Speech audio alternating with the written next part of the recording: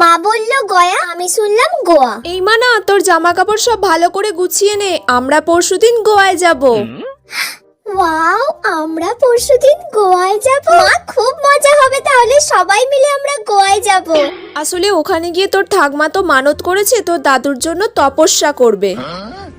ঠাকমা দাদুর জন্য তপস্যা করতে গোয়া যাবে? মাথাটা তো খারাপ হয়ে গেল নাকি? তোর যা জামা কাপড় আছে সব গুছিয়ে নে। ও মা, আমার সব গোছানো কমপ্লিট। বাবা, গোছানো হয়ে গেল এক্ষুনি? কি কি জামা কাপড় নিলি? 3টে ওয়ান পিস নিয়েছি, 2টো শর্টস নিয়েছি, ব্যাস এইগুলোই নিয়েছি। এই মেয়েটার কি মাথাটা তা খারাপ হয়ে গেছে নাকি? ও গয়ায় যাবে, গয়ায় গিয়ে শর্টস পরবে, ওয়ান পিস পরবে। এই সব জামা কাপড় তুই কেন নিয়েছিস?